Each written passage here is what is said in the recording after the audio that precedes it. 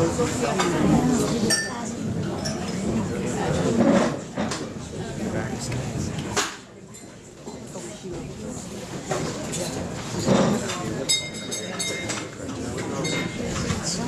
you hear me okay? Yeah. Little did I know that I'd be a bullpen. I'm delighted to be here, delighted to be invited, and delighted to be invited to read. I have, it's a privilege. I remarked to somebody before that this is a very distinguished gathering, and I sometimes wonder what the hell I'm doing here. I think sometimes I'll be found out or rejected. I have a piece that I wrote at the time our brother Frank died. It was written at the request of the publisher of The Villager downtown. I met him at a gathering sometime in October of that year, and he asked me if I would like to write a piece for The Villager for Christmas.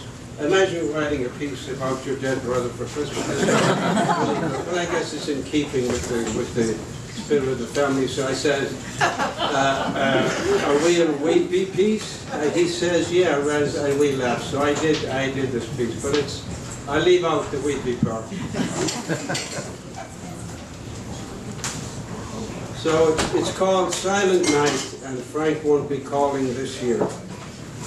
H.L. Mencken described a bar in a poor neighborhood as a clean and well-lighted place.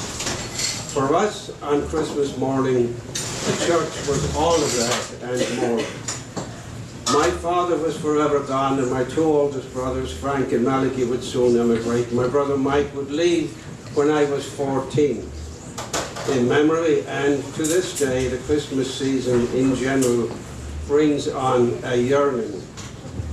But Christmas Eve was and still is the best part of Christmas. I have to digress here and tell you that my full name is Alphonsus. It's germane to the story. Germane, I like that word.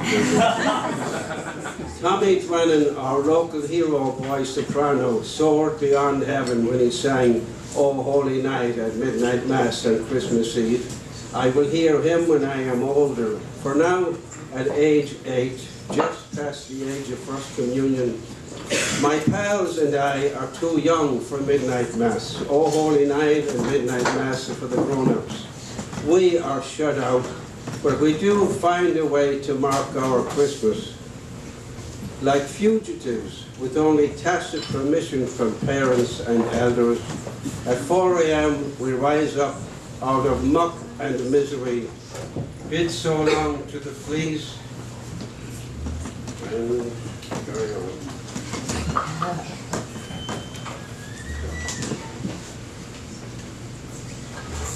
We bid so long to the fleas, and in the blackness of the December morning, hike on up to the Redemptorist Church. This is the Church of St. Alphonsus. I can feel at home here, for isn't the church named after me? Or so I tell my friends, and we laugh in the fugitive dark. At this time of year, the stars hang low in the sky. We pretend to follow one, as the three wise men are said to have done, and allow it to lead us to the earliest mass, the 5 a.m. After the crowd and the riot of music attendant upon the midnight mass, the 5 o'clock mass bestows its own serenity.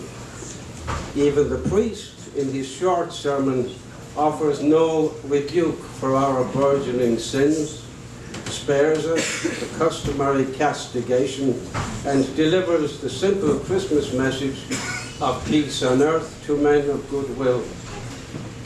Among the sparse congregation of oldsters, sleepless in their piety, and thus few younger ones, with our own brand of sleeplessness brought on by excitement and by the freedom of our dawn-breaking escapade, the message is readily embraced.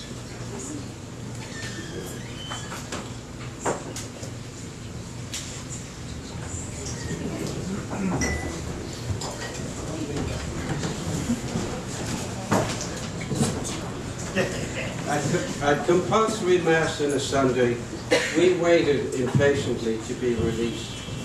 When the priest intoned the Ita Missa Est, the go, the Mass is ended, we answered most cheerfully with, thanks be to God. Now, on Christmas morning, we are sorry to leave the warm, brightly lit church and head on home to the snoring indifference of our elders. I will stay outside as long as I can, then go inside and try to amuse myself without making any noise while I wait for Ma'am to wake up. Maybe there will be something special for breakfast, something other than bread and tea. That's as much as I remember, or maybe as much as I want to remember, of the Christmases of my childhood. It may be as well, for aren't we the only family in history ever to have had pig's head for Christmas dinner, as chronicled by my brother Frank McCourt in his Pulitzer Prize-winning memoir, Angela's Ashes, although I don't remember that particular dinner either. I must have been too young. When we first came to New York, my brothers Frank and Malachi and Mike did their best to create a family Christmas with mixed results. We did gather for Christmas, all of us, or some of us, but somehow someone would always arrive very late, or a little drunk, or with a partner who didn't quite fit in. I don't know about other families, but our expectations after so many miserable Christmases were very high, at least mine were. Still, even with my own exalted expectations, I was sometimes the offender. But the gatherings worked out, more or less, until one Christmas dinner in Brooklyn, hosted by Frank and his first wife, Alberta, which went in 17 different directions. Someone said something, someone else was offended, a guest fell down the stairs, was not injured, but still managed to have a fit, and, as I have often been reminded, I threw a paper cup across the room at no one in particular, and then declared, I hate violence. My mother's friend Violet was from Europe. She sat in her black dress and her black Oxford shoes in silence and in a state of complete bewilderment.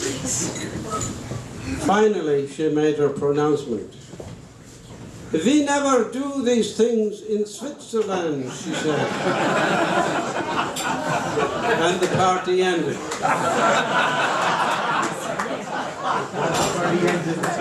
It all happened because the turkey was very late in emerging from the oven. One wag observed that the turkey stuck his head out, took one look around, and slipped back into the oven. He felt safer there.